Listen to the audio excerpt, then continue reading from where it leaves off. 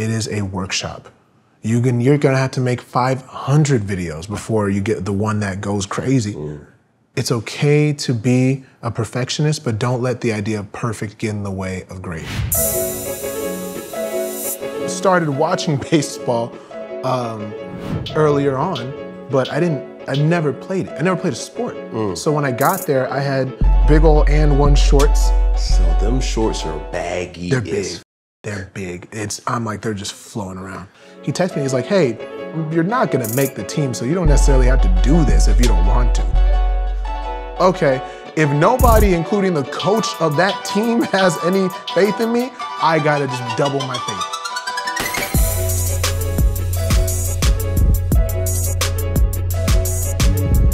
Yo, yo, yo, what are you doing? I'm giving you unbelievable content for the masses. And you just gonna keep it to yourself?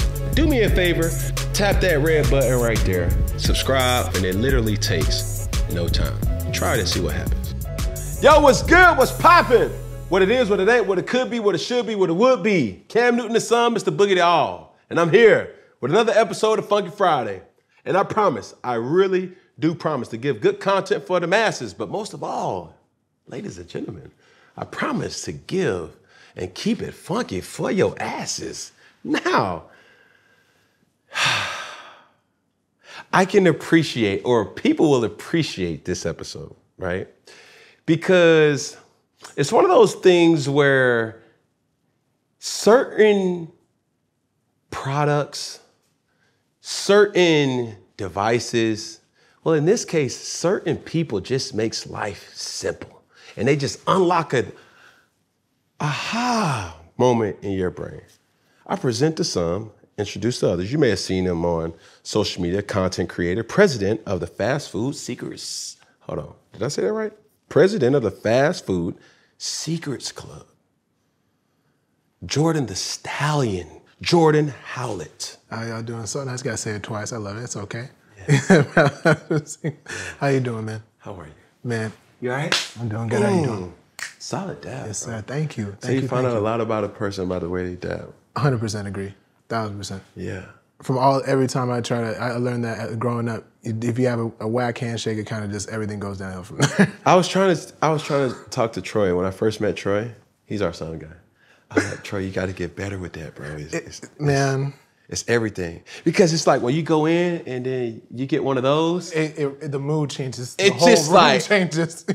You're like, oh, this is what it's gonna be. All right. Yeah. Okay. It's all right. Or you get one of these and it's just like and it's just too pressed and I'm like, no. I had to fix that. And the thing is too, like, look, clammy hands, sweaty hands. It is what it is. Yeah. If you can still try to keep it just firm, boom. Yeah. We're good. Yeah. But like, you got it. It's the impact. It's always the impact. It's the slap, bap. Mm-hmm. Oh, we doing. Well, you are in school or whatever when you're growing up with your friends, and it's like, what was it? It was always look at the elbow or something. What was it? Y'all remember that growing up? Look at the elbow and then do the dab, and that should get like that little thing going. Never heard of that. Really? Never. Going to school in California, they're always like, look at the elbow, then boom. It normally always works, but I mean, you just getting. I mean, come on, you get like an instinct for it going up. With that even being said, it's like, where are you from? I'm from San Diego. San Diego. Yes, sir. You know how to surf? No, you can't. What? No, sharks exist. I can't do that. I cannot do that. You know what I'm saying? Look, that's that black coming at you. Oh, of course. You kidding me? Look, I am a land creature. I think it's fun. It's so fun watching people surf. Yeah. That's great. But like, same thing. Sharks exist. I don't want, like, if I'm hungry and somebody brings me a plate of food, I'm gonna be tempted to eat it. If a shark is hungry, if their plate of food is swimming towards them, come on now, I'm gonna make sure I eliminate myself from the, you know what I mean? So I'll keep that to the professionals. So listen, I have to share this story. First off, had no idea, if we keeping it funky, right? 100%. Had no idea who you were, had to be like 2 months ago. Totally understandable. I was like, my chief of staff, Ashe, she says, have you heard of this kid named Jordan? Boom, sends me your link. He will be unbelievable on Funky Friday. I'm like, now, granted, backstory or side story to that, Ashe throws me ideas all the time. Oh, for sure. I'm like, Ashe, it doesn't align with the brand. You know what I'm saying? 100%. But she's bold. It's her job to be that way. Like, no, we should do this. Okay, make your point. I'm gonna make my point later. All right, boom. Then she makes a point, and it's like, hey, that is actually a good point. Cool. Yeah. But when she brought me you as a reference to say, like, yo, check this guy out. Boom. I found myself like, who the fuck is this guy, bro? Like, and why is he it's so charismatic, it's funny, but it's also like you just delivering bangers. And then not only that, your performance of your videos are like through the roof, bro. Thank you. All off of like this narrative of, I think the thing that I appreciate about your content is it's so simple. I appreciate that. It's this one that gets me. It's like, come here real quick. No. You're too close. No, back that up. and the subtle like, honey, you gotta hit it. You like, just one time for the camera. It's normally like, I'll be talking and I really want to say something. I'll be like, come here, get closer. No, I mean, I need you to really back, you were scaring me, back up. You're getting way too close to me. And then we'll just keep going, we'll talk. Because now we're talking, we're having a conversation. I'm not talking to the masses, I'm talking to you right now because we're having a conversation. And it's just, it helps so much because that's how people should talk in the first place. My grandmother always raised me to say, you're gonna talk to somebody, you look them right in the eyes, and you talk to them. Because then that moment, nobody else exists but you. And if anybody else can feel that watching a video, it's great. And when you're making the videos, you don't want to make them in hopes they're like, oh, this is gonna go crazy. You want to make it to be like, yo, I think this is awesome. The person watching this, if they think this is awesome too, and it feels like we're having a conversation, I feel like I did my job the right way. Because I love communicating that way. It's the best way to do it. I'm not a big partier, because it's hard for me to express what I really want to express when there's a million people around. Yeah. So if I'm ever at a get together or something where there's a bunch of people and there's a lot of talking, I'm still trying to talk to you about the secret ingredient to Krispy Kreme. I'm trying to tell you about it. Yeah. You know, so it's everybody should not know that either. But I just want you to just like, when he's dropping just rubies and blood diamonds just on this. It's like, shh, just digging into it. We gotta keep this right here. We gotta keep it in office. It's like, boom. Here's how my grandmother talked to me. Hey, sit your ass down. Nah, it's just teasing. Nah. My grandma doesn't even curse. I've never heard my grandmother curse. I've never heard my father curse. Even though sometimes I wish he had cursed because how piercing his words were. It's like, you had to say that? Boy, you using your head, boy. Is you using your head? You can't be. Your brain still got the plastic on it. Now go somewhere and I pick. I said, God. There's a lot going on right now, man. Yeah. Well, people say it like, I mean, and again, it's in a testament to, I mean, even what you guys do, it's like, there's a lot of power in words. It's a lot of power in speak. It's a lot of power in how you communicate with people. For people who don't curse a lot. Now, mind you, I love my parents to death. They curse like sailors. I love them so much. But there's a lot of power in being very selective with when you do. Because when you do, then that's when people know, oh, all right, let me lock in actually, because I never heard somebody try this out, you know? Yeah. So, and I think there's a beauty to that in a way. Man, it's crazy. We just had a conversation last night. And if I would have to put a title to it, is communication is key, number one. Cool. But also, it's not what you say, it's how you say it. Absolutely. Hey, absolutely. It's simple. It's like, yo, back the fuck up.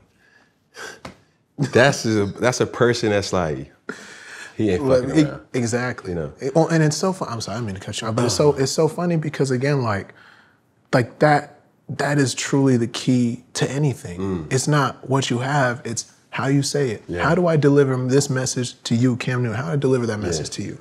Because I could be, for example, hey Cam, you gotta check out this guy. And you're like, all right. But if you're just like, Cam, this guy did this, and you're like, what? The same thing, different delivery. Yeah. And that's what everything. That's the beauty of it, you know? So I haven't even asked the question yet. But you're fine. You're all good, there man. You go. You're already 7 minutes in and just like, but get to the point, right? First off, if you haven't checked out Jordan's content, please follow him on Instagram, TikTok, YouTube, and business is booming for you. Yes, did not even know you had that many subs. I'm talking in YouTuber bro, how many subs do you have, bro? It's like, subscribers? Yeah. It's like, where are you at now? Like, I believe we're at 3.3 million, about to be 3.4.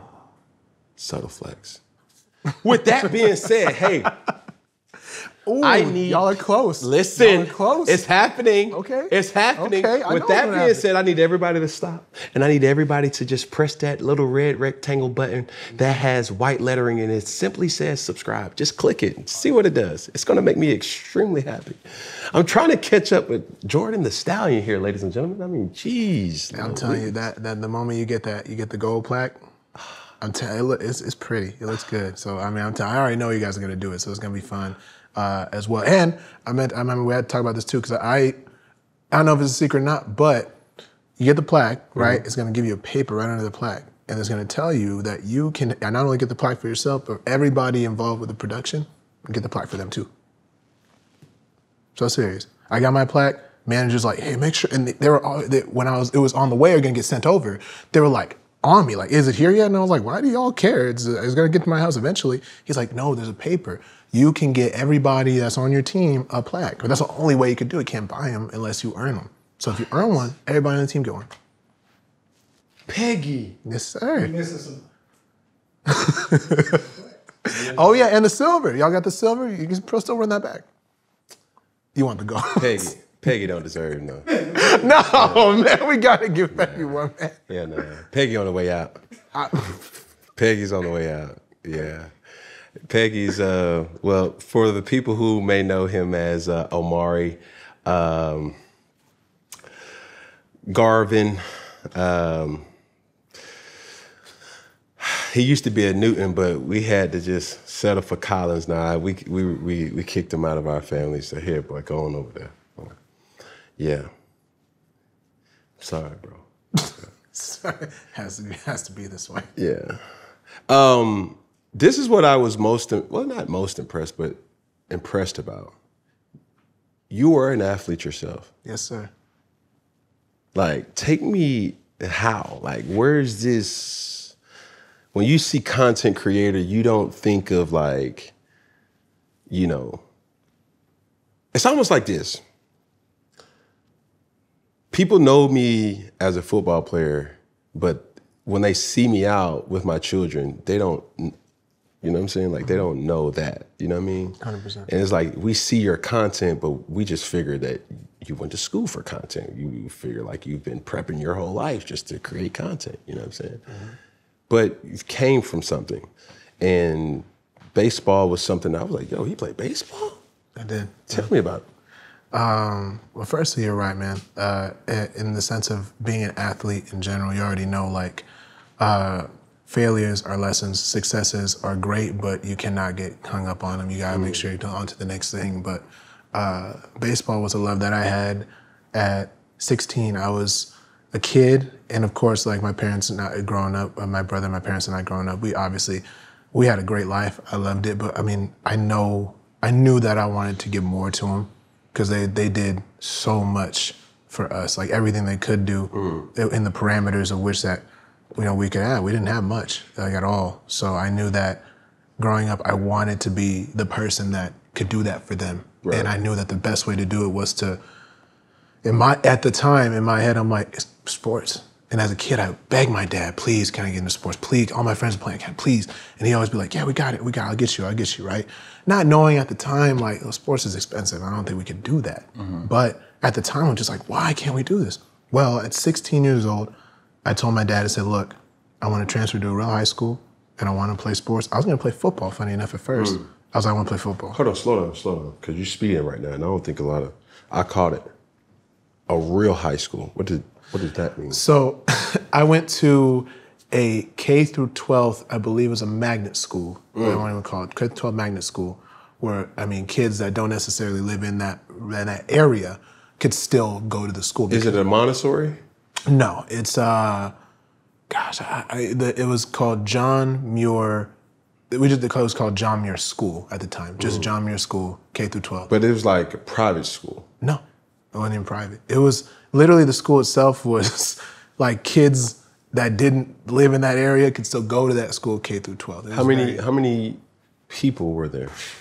it was probably like, let me see, each grade had just one class of kids. So there was like 30 kids for each grade, and there's 12 grades. So it wasn't like a lot of kids.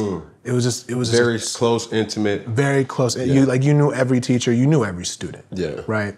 And I went there. There was no sports there. Yeah. It was very educational there, of course. And I was there from 4th grade to about freshman year. My brother and I both went there. My brother graduated first, and then that just left me in school. So it's just 2 siblings. Yes. So you and your brother. Yes, sir. Right. Okay. And so obviously my mom and dad, we had to make it work. We didn't live close enough to that school. Like that's why we had to go to that school, because the school that my parents and I took us to, it was close to their work. So if there was an emergency, they could always be there with us. Because if we went to school where we lived at, they couldn't be there if there's something that happened. So that's kind of how that kind of came about. Right. So of course, no sports. It's not like a traditional real school. So I told my dad I want to transfer to a public, like a high school, real high school, thousands of kids. I want to go to that one with sports because I want to play and I want to make this work. My dad said, okay. He was nervous. He's very protective of my brother and myself. Because in his eyes, we're his kids, we're his babies, right? But I mean, at the time, I'm 6'2", 100 and probably 80 pounds at the time. I was still skinny, but I'm like, I'm big enough, I want to do this. Yeah. So at 16 years old, I transferred sophomore year, I apologize. At sophomore year, I transferred, and I wanted to play football. On my way to the football field, the baseball coach stopped me. I thought the baseball coach was a football coach. So I'm like, hey, I want to get started, where do I go? He said, you go right over there with me at the baseball field. He said, we'll meet at the baseball field in about 2 hours. I was like, perfect. I'm like, that's crazy. Football players throwing the foot, that, all right, yeah, it might be something different. Yeah. I get there, I'm just such a genius. I get there and I'm like, okay, cool, like football training, we're gonna throw some baseballs first. I love it. Whatever, this might be the cross-contaminating. Yeah, I'm like, y'all really athletes. But again, I didn't know anything. I never picked up a baseball in my life up until that point. What? I've never touched a baseball. I started watching baseball earlier on, but I've never played it. I never played a sport. So when I got there, I had these big old and one shorts, the hand-me-down Jordans, clunky big old Jordans. So all right. Sorry to cut you off. You're good, please. Just for perspective or purposes, because I'm trying to, swag got in the way. Yeah. Just trying to paint this picture. What year is this? Oh, that's a great question. I want to say it was 2012? I want to say 2011, maybe 2012-ish, I think. So them shorts are baggy. They're big. As fuck. They're big. I'm like, they're just flowing around like flop. Because I mean, it's just the loops are so big. Again, like I said, I'm tall. I just hit my growth spurt. I'm skinny. And one? And one. So he big old and one on the sides. Oh yeah. Oh, I was doing it. I got, the one little insignia. Yeah, that was me. Afro, this big. No way. Big old afro. I couldn't fit a hat on that. And I thought, I'm asking my friends, I'm like, do you have to wear a hat in baseball? I didn't know. So big old afro, big and one shorts, clunky Jordan shoes, and a green flannel. Because we're talking about style. Green flannel, right? I was right. So I got to the field and I didn't have any equipment. I didn't know what to get. So the coach, again, and God bless him so much, I don't know what told him we need this kid here, but he was like, let's do it. So I get there and they give me a glove. The glove is probably the size of my hand currently. It was a tiny glove. I put the glove on and the first practice, I'm just trying to throw the ball. I don't know how to catch it either. In baseball, you're supposed to catch the ball in the web. The web of the glove, so you don't hit your hand. Right. Because in the big leagues, they throw 90 plus across a diamond. They do. And if you try to palm that baseball, your hand's gonna feel like it fell off your body. So I didn't know that. So I'm palming every ball I'm catching. And I'm thinking like, wow, baseball players go through pain every day because this is awful. But I'm like, I'm gonna keep rolling with it. Awful first practice. It was atrocious. It was very bad. And but again, the end of that day, in my brain, everything told me, I need to be a professional in this. I have to. This is what's gonna get it for me. As you were talking, I was trying to put two and two together. I was like, yo, okay. why did the coach stop you? And like, he believed in you, right? I'm going to give you, this is Funky Friday. We got to keep it funky. Of course. You said you were like 6'2"? I was 6'2". I was skinny. 180. I was very uncoordinated though, so I didn't even look like I was fast. But you were black though, too. Yes, I think I was probably one of the only black kid. Guys, we got him. King Griffey. We found him. Here he comes right here. Fuckers here right there. Boom, son. Hey. He said, wow, recruiting is easy. Right guys. there. This is awesome. Just right there. Yeah, we got it, babe. We're going to state. We're going to regionals. Guys, I think I found our guy.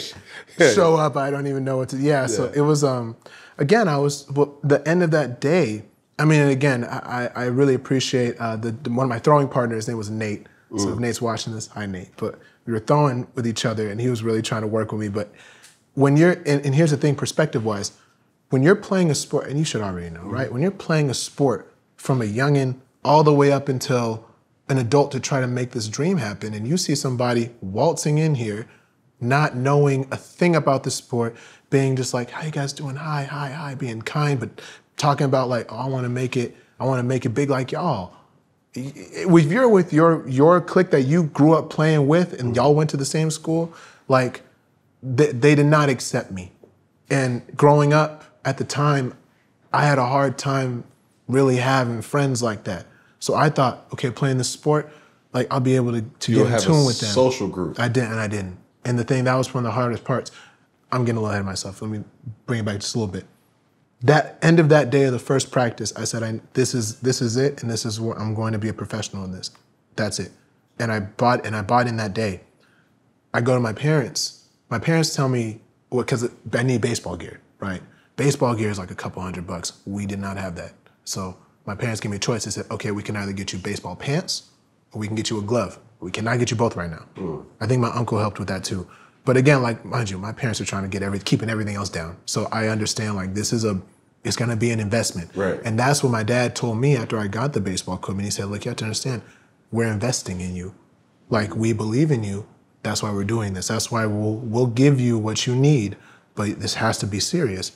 But again, I don't think my dad understood how serious I really wanted to take it. So from there, I'm talking every day. I wake up around 5 or 6 in the morning. I didn't know how to work out at the time, but I did what my version of a workout was in my house. Which one? It was going outside, doing a couple push-ups in freezing cold conditions, because I'm watching motivational videos thinking like, it has to be cold outside. So I wake up at like 5 in the morning and Never quit. Never surrender. Never surrender outside of my house. That's near the beach. No, but I'm doing my little push-ups every day or whatever. I'm trying to do little jumping jacks. I don't know how to work out, but I'm trying. Yeah. And I get to school, I do my homework at lunch. I didn't have a big social group to talk to, so I do all my homework at lunch. So that when baseball practice happened, I would stay the entire practice. I would try to go to, so mind you, I'm a sophomore. Yeah. They put me on the freshman team because to catch you up. Catch me up. I would go to the freshman practice, the JV practice, and the varsity practice all on the same day. I try to go to all 3 practices and practice whatever they let me do. Right. And then at the end of that practice, I go in the batting cages and I'd hit every day. I just hit. And I would do it every single day, Monday through Sunday if I can get there on Sundays. And I would do it until like 9, 10 p.m., 10 o'clock, and it'd be dark. My parents would come grab me and I would do it every single day. And at the time, again, that's the dedication I wanted to put into it. However, nobody saw that really. So they're still thinking that I'm just this kid that's kind of like whatever. So because of that, baggy shorts, they just think I'm a weird kid because I'm coming in from no one knows the school I came from type of deal. So it wasn't, again, I wasn't necessarily well received at first with anybody on the team like that. I had a couple really good friends that I met that accepted me a little bit, but it was our little group. We were the, what's it called, Bad News Bears. We weren't good at baseball, the misfits, but we had each other's back. And as time progressed, as I got older, as I started working, my coach kind of had this saying where it's like, it happens, your aha moment kind of happens all at once. Like, you don't think you're getting good until one day you decide like, oh, I think I'm actually pretty good. It just happens, right? So I'm doing all this. I get to my senior year. And like I said, I was doing that same scheduling. I learned how to lift near the end, but every day for about the last 3 years of high school, I was doing that every single day. Summers, I'd play summer ball. I would play in season if I could, whatever they did. I would do everything I possibly could. Got to college, or got to like where we had to start making decisions on which college to go to. I had no offers, so I went to community college in Palm Desert. You know where that is? No, sir. Palm Desert is like where the Palm Springs area is at. Coachella-ish? Yes, exactly, around that area. I went to a school called College of the Desert. That was the name of the school. When the coach called me one day where I went 0 for 4 with 4 strikeouts, and I dropped the ball in the outfield, and I think I'm the worst player that's ever existed. He gives me a call late at night, says, Jordan, this is the coach for College of the Desert. And I'm waiting for the name of the college. I'm like, yeah, what's the name of it? Yeah, College of the Desert. I'm like, you got it, come on. That was, so he told me that if I wanted to, I'd go out there and he would give me more time to try to get better. Because I knew, in my brain, the only way to get to be a professional, I have to go D1. I have to get to a Division I school, I gotta be a Division I athlete. Now, mind you, and I'll preface this, there's nothing wrong with D2, D3. You can make it in any way, shape, facet, or form. But I knew for a fact that everybody that I've seen that were dogs I could play, D1. Yeah. And this is where you come in.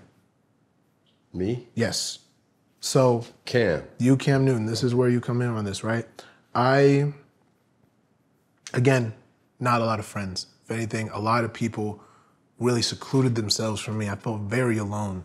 And when you feel alone, like you don't have a support group, you playing baseball, you actively waking up every day and still trying to go for it, it dwindles. Yeah. Motivation's like food. You don't just eat once. You have to eat every day. You need to motivate yourself every day in whatever way that works. And for me, it was either motivational speakers that I loved so much because, again, we're talking about presentation, their presence, and it was documentaries.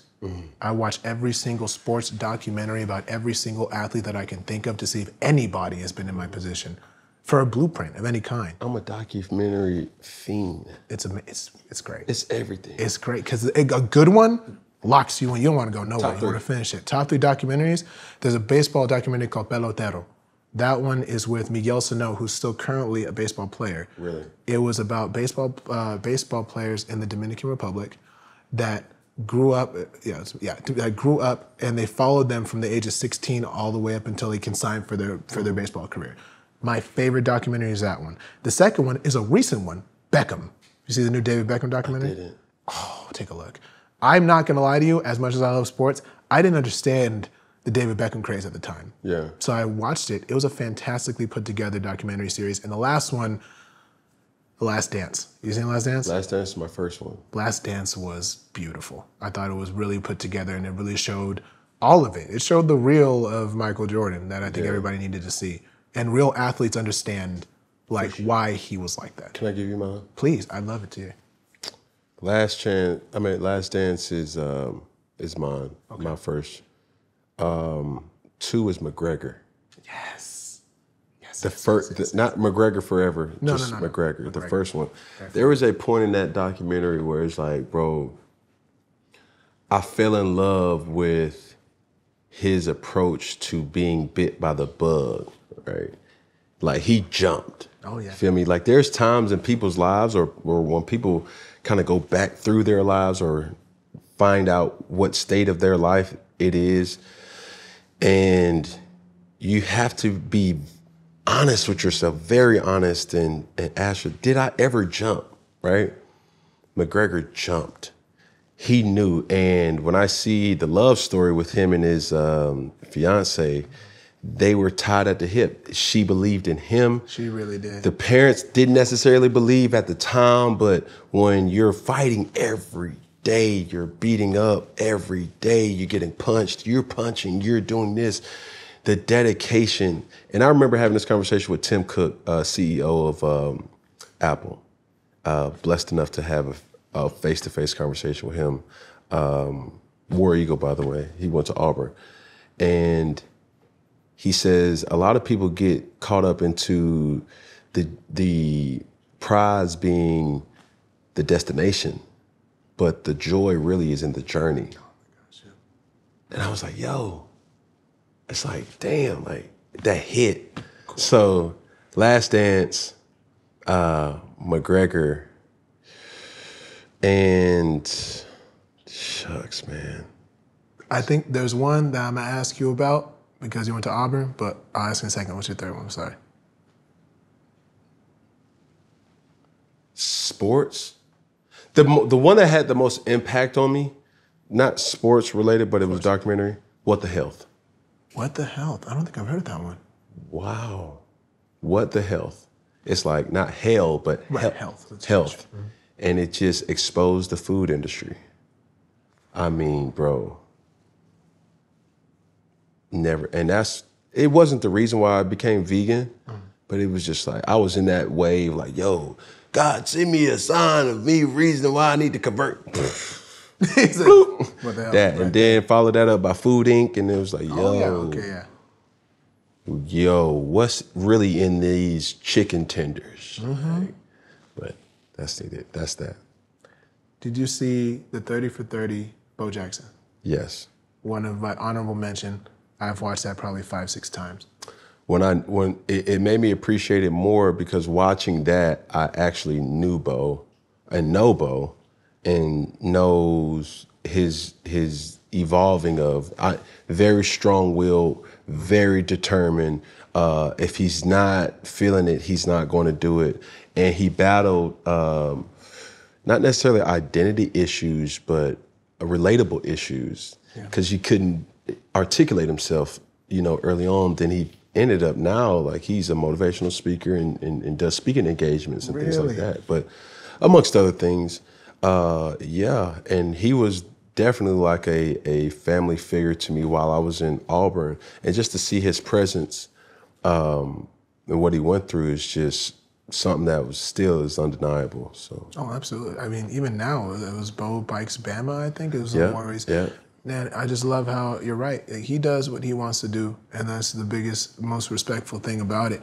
And to even tie into that, I mentioned documentaries as well. That's when I was first introduced to you. Was through the documentary that they made about you. Actually, it was following your journey from where you had started again with your dad, all the way up to when you actually started playing in the league, and seeing the trials and tribulations that you had went through, and you being able to care. The one thing I appreciated so much was how you carried yourself. When you were in the height of, from the heights, the highest of heights to the lowest of lows, when someone would talk to you, how you carried yourself was something that I'm like, this is more than just an athlete here. It's up here, which is kind of what pushed me. I would see and hear about your motivations and what you wanted to do. And then even when you were like, there was times where you said like you didn't even want to leave the dorm room type situation, you didn't want to leave your house type situation, right? Where I'm like, okay, like I feel like that kind of. And I was like, you know what?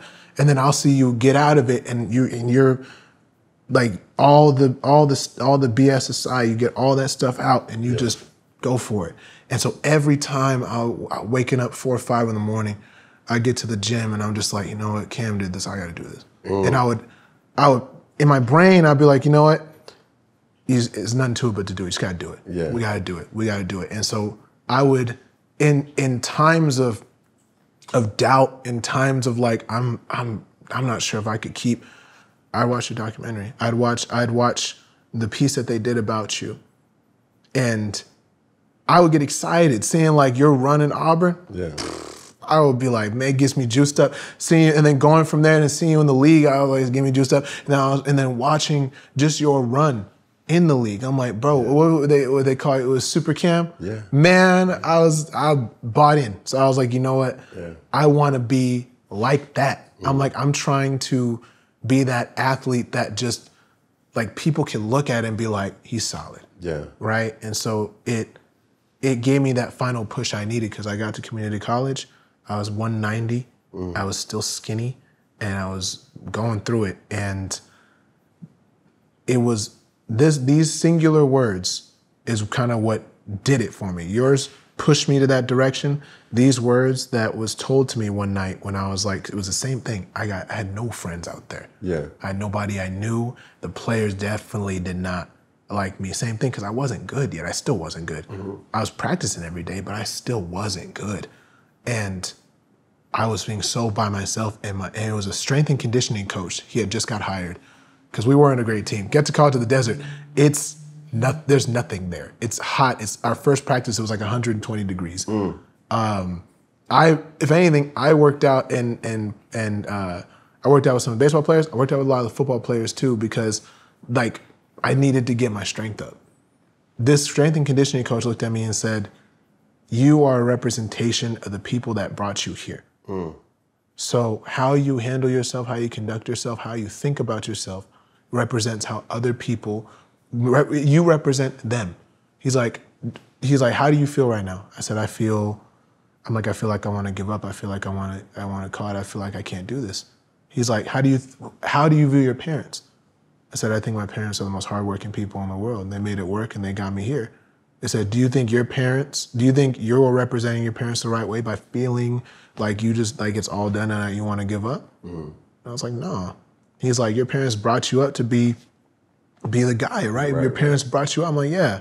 And he said, go out there and don't play for anybody else. Don't play to try to do nothing besides you representing where you come from. Like, you do that for you. And that little thing pushed me over the edge, because at that point, I upped it. I think I gained 25 pounds. I was 230. I went from 190 to 230 in 2 months. I was eating... What? 190 to 230 in 2 months. I was eating 3 times a day, grilled chicken, broccoli. You know what? It got to the point to where they thought that was the case. Ask all my roommates. It was, and it wasn't good grilled chicken. I wasn't seasoning it. I was just throwing it on, cooked all the way through, eat it. It was grilled chicken, brown rice, broccoli, every day, 3 times a day, going to the gym twice a day, trying to get 10 hours of sleep in, and I was doing it every day. I needed to get strong, big. And I'm like, look, if I am not good at every single facet of baseball, I'm gonna be good at least one thing. I'm gonna hit that ball as hard as I possibly can. That fucker's gonna fly. I'm telling you, when that ball gets off the bat, it needs to go, because that was the one thing I had fast hands, and I can hit the ball really hard. That was the only 2 things I could do. Yeah. That was definitively, there's no arguing that. So I'm like, I need to increase that, because me trying to be the 5-tool utility player, Derek Jeter, me trying to do that, I'm not gonna get too much anywhere, because I didn't start at 4 years old. I gotta work with what I have now. So I got as strong as I could. I was maxing, I think my squat max was getting around about like 500, 520 at the time. My deadlift was up, my bench was up, everything was up. I had to just get strong. And so that was a thing that got the attention of Division I anything, because my strength was there. Yeah. And the strength and conditioning coach told me, he said, look, he said, all your other qualities, D1's not gonna care. He's like, but you do have one above average special quality that Division I people look at, and it is your strength. So that is when I'm like, okay, I need to market and push myself. So what I did was, all my practices, I'd film my batting practices. I'd make sure my grades were great. I had to make sure I had good grades, and I would email every single coach from every Division I, Division II, Division III, head coach, assistant coach, assistant coach. I would be in the library after practice, and I would send maybe even 100 emails a day or so to just anybody that was affiliated with the school. Was it a copy and paste type of deal? Not necessarily, because you had to customize them. So even if I'm like, hey, I'm like, the one thing I had to make sure my numbers were good, like 6'2", 230 pounds, GPA 3.8, right? And like try to keep those up. And then after that, I had to be like, hello, coach, I love your program because of this, like to make it sure it's not that. Sure. So that's why it took me so long, because I had to make sure I'm editing them. But daily, and I would just try to push myself. And I heard back from some schools, and that's what gave me the motivation. Oh, it's, yeah. Right, to kind of keep going, because I wasn't getting a lot of playing time, and I'm like, I need to get out of this situation. So that community college is in essence like a junior college. Yeah, it's literally a JUCO. Yeah. Yeah. Well, it was, as you were talking, I had this kind of nostalgic kind of feel of just going back to really that Auburn time. And I don't think nobody really ever knew, or the content that shows really what I went through, right? I remember very vivid. It was the Georgia game, Georgia week. That was the most mayhemic week of my life at that time, being that it was an NCAA investigation, right? So we had just played a team prior to, so that Sunday, interviews, like, and granted, I'm 20, 21 years old at the time. And I just like, yo, I'm on top of the world, bro. Like, why are y'all fucking with me? Like, why? Sunday, 9 hours of litigation. Just talk, hey, you know, did you do this? Did you do that? Hey, talk to me through this. So boom, Tuesday was kind of like practice, still practice, right? Always, no matter what. After practice, make sure you shower, go. I don't even think I seen my condo at the time or apartment at the time with daylight. For real. It was just, I was either going there to sleep. By the time I wake up, it was dark, still outside. It was just boom. So that whole, my ability to compartmentalize was enhanced through that. Tremendously, probably. I mean, bro, so when you went from 190 to 230, my mental kind of bandwidth of being able to take on issues and process it was then, and I was like, okay, I see what's happening. I cannot let it show because I mean so much to so many people, because people are looking to me for that jolt of energy, like, oh shit. And to be a person or a player to have this effect, as long as we got Jordan here, we're good, right? So as long as we got Cam here, we're good. It's a lot of pressure, but it's something that you have to be able to compartmentalize for yourself. It's like, yo, this is who I am. And I remember as we were going on in the week, it was hard for us not to kind of pay attention to ESPN, hard for us not to listen to, you know, the naysayers and things that was being uttered around, because even though I was at the top of my game, controversy was also at its high too. So it was tough because I think for one specific time I was ineligible. So one of those days I could not practice. That day I didn't practice. Going back, there was a time where I remember it was me, my father, and my brother in a car, and we had to have a conversation. And that was the time my father said, I'm going to sacrifice for you to be able to stay eligible. And I was like, no, Papa, like, what does that mean? He's like, Cam, don't worry about it. I got you. In essence, it's like he jumped on a grenade. He did. And I was like, yo, like, I didn't know to the degree what he was going to do. It ended up coming out that he made it seem like he had conversations. I remember saying that. Whether it was true or not. Like, the funny thing about the NCAA investigation that people didn't know is when it first came up, it was my mother, my father, and me talking to Coach Chiswick, head coach at the time. And he said, the NCAA is about to open an investigation. Mm-hmm. Okay, cool. Yeah. He was like, on what though? Yeah. And, you know, coach was like, I'm not at liberty to say it. And we finally got it out of him. It was like, what are we here for, right? Yeah. You got to say something. He says, so there's a report that's going to come out that says your family took $180,000. Real shit. Mm-hmm. So it was like $180,000. I looked at my mom. My mom looked at me. I looked at my dad. And we just bust out laughing. Like, it was just like, ah! And then we looked back at coach. It was like, oh, you for real? Like, this is. Yeah, are you serious? And I'm like, Mom, you got $180,000. I was about to say, where is it? Where you know what I'm saying? I'm like, man, shit.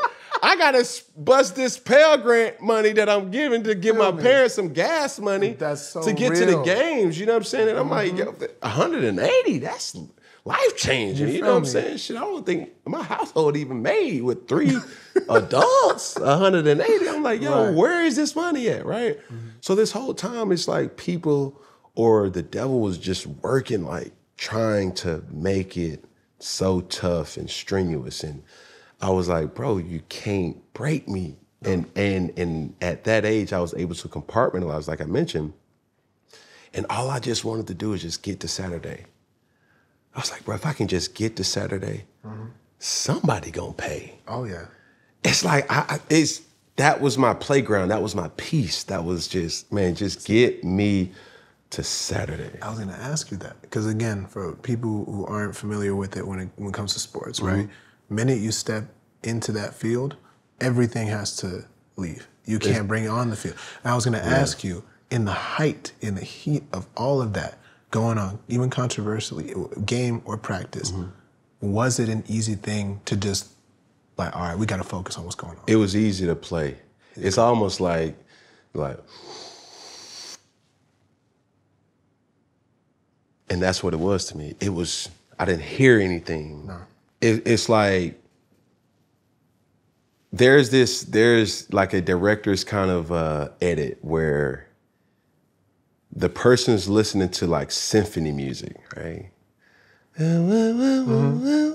Like just a violin or a cello or something like that. And I was at peace. But everything around is just like chaotic. And dun, dun, dun, dun, dun, dun, dun, oh, oh. And it was like, I was just wrecking havoc, but I was just so at peace. And my thing to you, or to kind of bring us all things, is like, my father's sacrifice, somebody got to pay. Yes. And I didn't let that divert my energy and me being angry at the world. It was like, yo, I'm going to use this and not let this use me, because I had every right to say, oh man, I had a bad game because, bro, I didn't get no sleep. Everybody knocking on my door, you know, my parents, they can't go to sleep. People are calling the house. My grandmother, I mean, she's so sweet. She's, you know, just entertaining as much. Stop calling this phone. Da da da da. We are a house of God. I'm gonna pray for you. Da da da da. And it's just so much that you don't understand at 20 that people are living vicariously through you, 1000%. through the good and the bad. There's a saying that says, when you're playing a sport, you're not playing for the name in front of your jersey. Playing for the name on the back. You're playing for the name on the back of the jersey. So that was my opportunity to really, I made like an internal oath to myself. I was like, yo, my father is not able to see in person what he raised me to do, and people strip that from me because of jealousy, envy, or just, nah, hell no.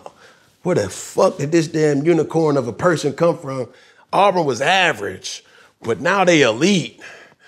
What's going on? Something got to be, I mean, there's smoke, there got to be fire somewhere. Man, they done went through bank statements, they done interviewed Up this. everything trying to find something. I trying to find something. I'm like, I would have told him there, like, bro, $180,000, bro.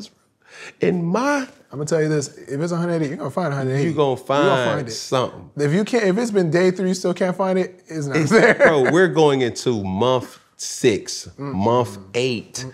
You know, and then I don't think the charges got dropped until like the 3rd year I was in the league. Oh my goodness. And they had to make a public statement like, well, like, bro, what are we doing here? You see? But I mean, during that time, man, I definitely raised this IQ to say, you can't fuck with me. And I found treasure in trials. Yes. You know, so beautiful, by the way, that, you know, for you to even mention that. Really, I want to ask you, through your growth process, being alienated, right? Did or does it have an impact on really your processing level? You know, like, how do you process things? Like, what's your whole way of like, boom, boom, boom, boom? Or how do we get to this now? You know, being the outcast. Processing, like, in regards to feeling like that seclusion, that alienation. How do I process like trying to get to that next step? Like or just in general. I hear you talk and I'm like, yo, this kid was alone a lot. Very much. Being able to do, here we are, it's like, you're doing homework at lunch. I never did homework, but for keeping it funny, it was just one of those things like, hey man, move your damn elbow. I can't see. Come on out, right? Help me out. And especially in cafeteria, bro. Like I was Dennis the Menace, bro. Oh, for sure.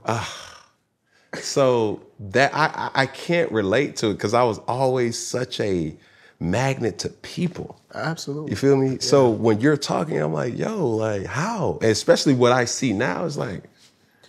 The thing is, in that process, you have to only see future. You can't see present and you can't think past, really. If you think past, you get stuck. If you see present, you're gonna get sad. You only think future, then you can only have hope. So when it came to doing this, any of this, every single thing that I did from walking to eating to breathing to sleeping had to be Division I. That was the next step. From there, professional. So from the water I drank, 2 gallons of water a day, to the food I was eating, 3 separate servings of non-seasoned just chicken I'm eating. I don't even care about the taste no more. The broccoli, the rice, everything I did where people are like, I don't know, you can just eat that every day. I'm like, because you're not saying, I'm saying this. I have to get here. Yeah. I have to get here. You feel me? Like it's not, y'all want to get there. And if you don't get there, you got a backup plan. I need to get here. Just like you need to breathe, I need to get here. That's how it had to be for me to even do any of this. So even when I got to, because I mean, I did get to Division I, but even that process wasn't even smooth. What happened was, my uncle taught for one of the school, UC Riverside, which is out in California. He taught there, and he kept saying, like, because again, my uncle at the time, he played ball for a little bit. Okay. I think, honestly, you would love my uncle. He's a cool dude. He was like, you should go to UC Riverside. You should try it out. He's like, we're D1, come give it a try. And I was like, all right, right. Because I'm looking at Auburn. You're the reason why I kept bugging Auburn. I'm like, I want to go there. Him, Bo, I'm going. But no, I messaged everybody.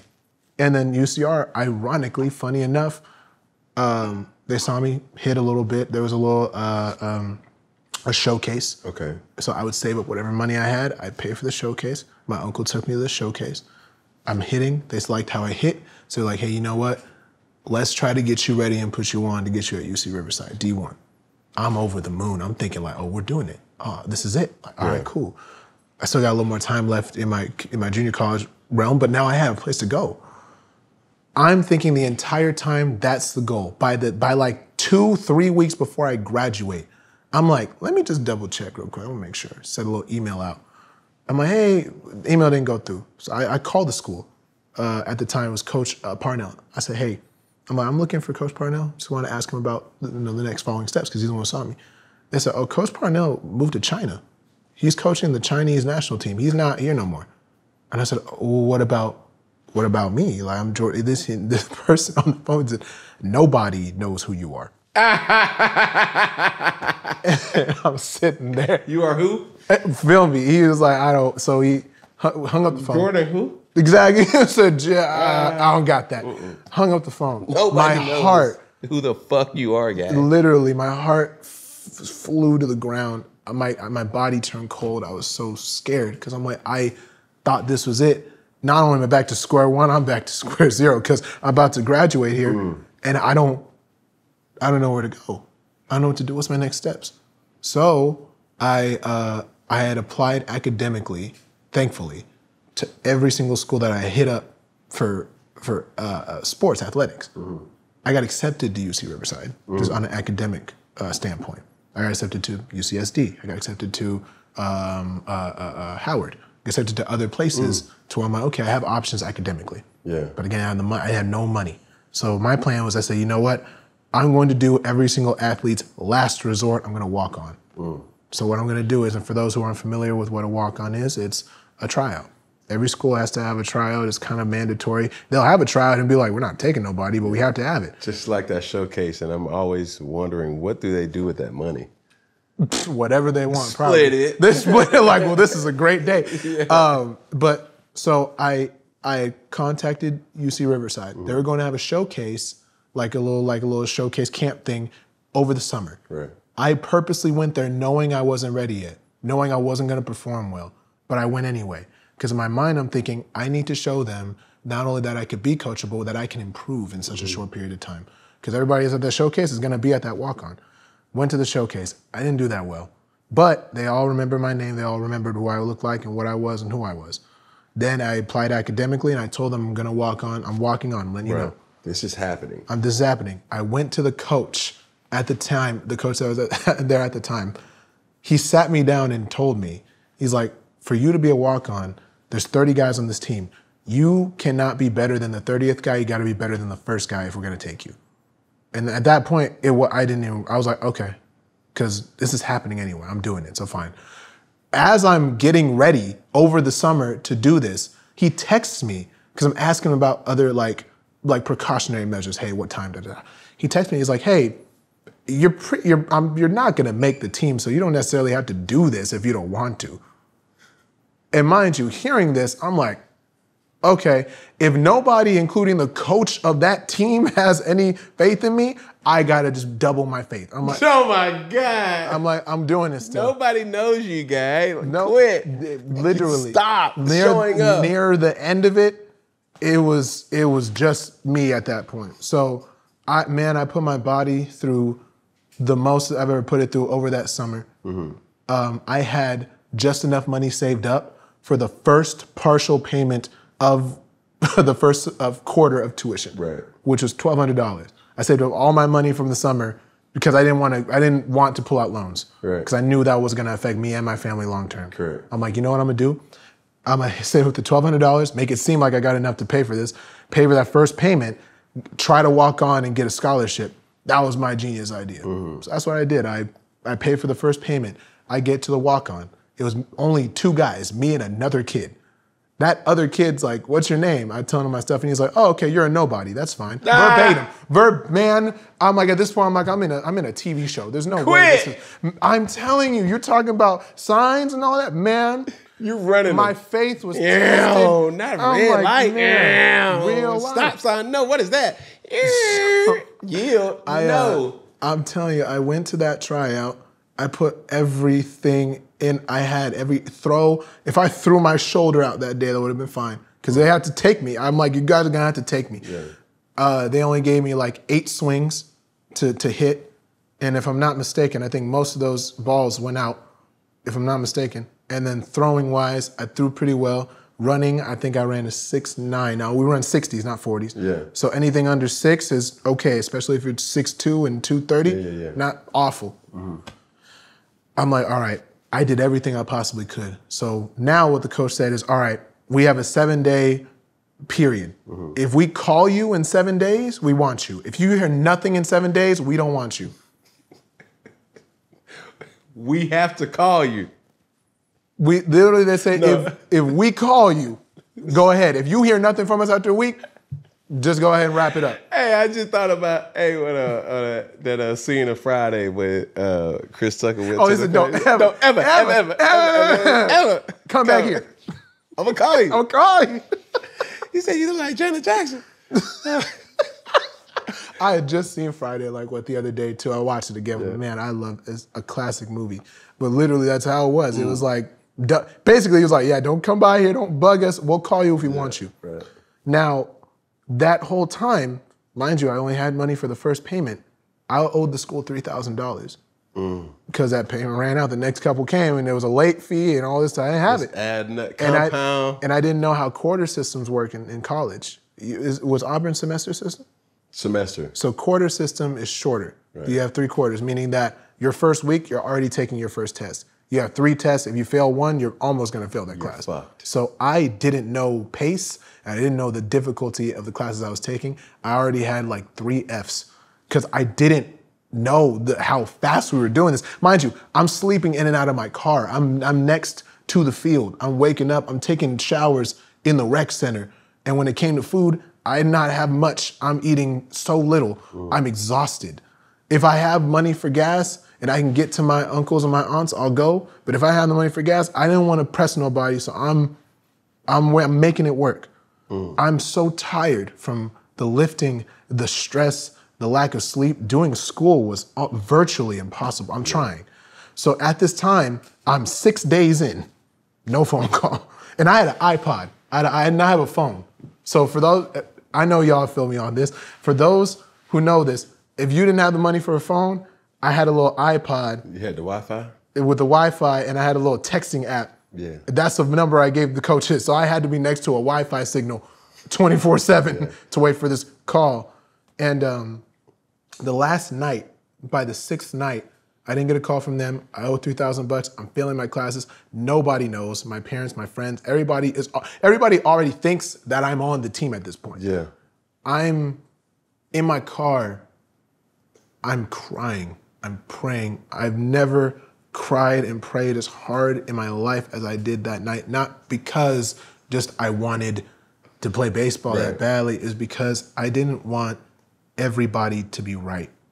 The thing is, and the thing is with life, and the thing is with anything, is that you put all of this faith in yourself when everybody else is against you, and you do everything you possibly can. And at the end of the day, I did not want those people to be like, I knew it.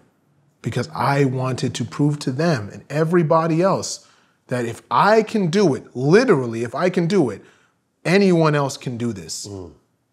And I just didn't want this to fail. Everything else I've already failed. I didn't want this one to fail because this is a 7-year process at this point.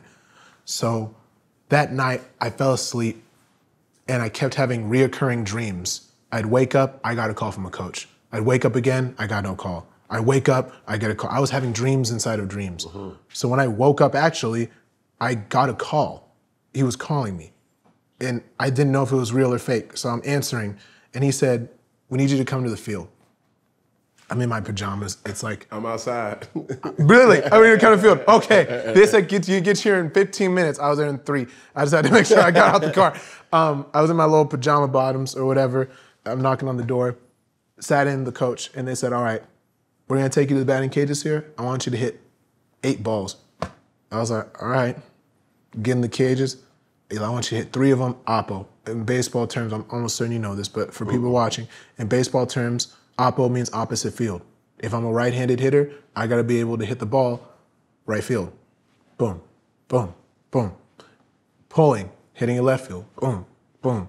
Dead center, weight on the ball, have good stability. Boom, boom, up the middle. He needs to see that not only am I coachable, but I'm not just some kid that has a bunch of power and trying to dead pull everything. When you have power in baseball, everybody can hit the ball out of the park if you just pull it. Just boom, hit the ball as hard as you can on your most dominant side. Baseball is a game of doing the uncomfortable. You have to be able, in pressure situations, to not be selfish and try to do what everyone expects you to do. You got to be able to do the things that people don't expect you to do. And so they're trying to see if I can do those things. Now, from my perspective, I think I did a pretty good job. So they tell me to hit 8 balls. I did 3 oppo, 3 pull, 3 center. He hit me, he pitched me a couple, boom, boom, boom. Gets back into the coach's office. The coach said, I can see just from your attitude with everybody else. He's like, you've treated everybody with kindness this entire period of time that we're putting you through this. He's like, there's people from my front offices right now telling me that you are this kid that just beaming with positive energy. I see your play, and it's like, there's so much potential here. And he's like, I wasn't going to take anybody. He's like, I'm going to give you a chance. He said, I'm going to give you 10 days.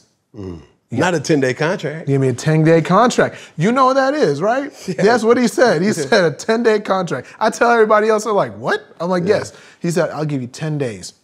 For 10 days, you're going to be working with my guys. You're going to be going to every single lifting session. You're going to be coming to this practice. I'm going to put you through all of this. If at the end of it, you get along with this team, you guys can mesh, and you show that you can actually be a competitive person here, we'll put you on.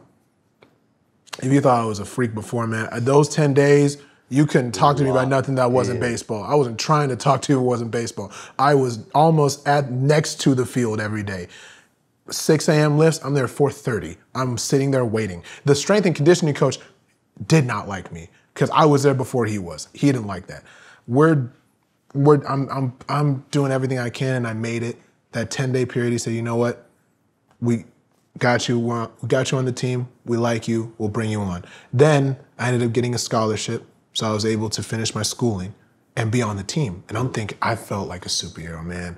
I was like, because I live in, again, where I live at, like this story's gonna get home. I knew that. Everybody is going to hear about this. Yeah. I don't say much, but I'm gonna talk about this. And I got there, and as I'm getting my equipment from the equipment person, the upstairs, I'm leaving, and the guy's like, oh, okay, and you also know that you can't play for an entire year, right? And I'm stopped me in my tracks. I said, what are you talking about? Coaches are telling me I'm about to be on travel squad, you're about to put me in some games, I'm gonna be D1, what are you talking about? I passed too many classes, verbatim. He said, you passed too many classes in your community college. He said, if you failed one class, you could play right now. But because I didn't fail any classes, I had to sit out for a whole year. It was the weirdest, smallest technicality for Division I I've ever heard in my life. I'm reading books as if I'm locked up and I'm trying to look at my case. I'm reading books. I'm like, what are you talking about? I'm trying to find loopholes at this point. I'm like, what? So I basically a glorified red shirt. You go to practice during games, you can't do that. So for a whole year I had to sit out. So I only had 1 year to even try to get drafted or make it to the pros at that point. So that final year happened. I gave it my one final push. I gained an extra 10 pounds. I was 230, I came back 240. All strength at this point. Wasn't trying to even be strong. I was trying to be like, look, I got to demolish balls to do, and because scouts were telling me like, look, you could try to be this, this cut, chiseled athlete guy or whatever. He's like, or you can give up those abs you got there, put them on your shoulders, and you try to hit these balls out, and we can get you signed. Yeah. And I said, all right, well, let's go, let's do it. So I did my final little push. My senior year, I got the attention of Major League Scouts. At the time, he was telling me that if I stayed healthy, if I can hit a certain amount of numbers in regards to running from home to first, making sure I could keep my strength, he's giving me these situations. I said, okay. And I'm on the phone with him, all right, cool. Then he gives me another call. He says, you got the attention of a couple other scouts, the New York Mets and the Oakland A's. I said, okay, cool. And he said that if those two don't pick you up, then we could talk about the Diamondbacks maybe signing you. And I was like, all right, cool. Now mind you, I'm sitting outside I had a job at the movie theater. I'm sitting outside the movie theater, and I'm like, okay, cool, awesome. Get off the phone, dancing. I'm like, there's no way this is actually gonna happen. I didn't tell nobody, because I'm like, yo, if this happens, like, pandemonium. So I'm waiting. I'm curious to know this. Please. Who knows you the best? In my life? Yes. Oh, that's a tough one. I'd say the person that knows me like the best, like in a sport, it's hard. Because not even sport, just like personally. Like, you do nothing, you say nothing, and somebody can speak on your behalf. That type of person. That's hard. That's hard. I'm prefacing by saying I love everybody in my life, and then you know me well. But for someone to know me like that, I'm almost kind of stumped right now, just because, again, the closest person I would say that would possibly be able to do that be my brother. Really? I think he'd be able to kind of know how I'm feeling and what I'm doing. He's been the best at it right now, so I'd say my brother, if anybody. And you're the younger brother. I am. Okay.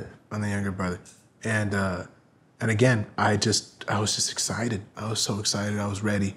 And I told my coach, I went to the field, I told him what was going on. I said, hey, these scouts are interested. They're looking for this. I want to make sure I get some playing time, da-da-da. He said, you know what, Jordan? You will have just as much opportunity as anybody else to be on this team and play. And he's like, I can at least guarantee you'll have an opportunity to play long term. I said, all right, cool. Then a global pandemic happened and cut our season in half. And as people were getting on the bus to go play Bakersfield, we're like, season's over, done, boom. Called it a day. We're all indoors in the house. Those phone calls, stop. Dead silent. And I'm thinking, okay, well, I'll just come back for the COVID year, right? And I'll just try to do my thing. Never got a call back from the school. They didn't even call me to tell me I wasn't even gonna be there. What? I had to find out from my friends posting stories about getting their equipment. And I'm like, okay. I see what's happening. And at that point, is when this whole social media stuff happened. Damn. And to think, we've been talking for a damn hour, and sorry. By the way, I'm like, we are not getting to the. We have not. But listen, that's how it happens. And I'm sitting up here, it's like, you can't tell me I'm not talking to damn Derek Jeter right now. Shit, like this motherfucker is Sammy Sosa. Shit, Mark McGwire, that's you. Shit. All right, look. Before we get into obviously the reason why you came on this show, we're gonna play a game.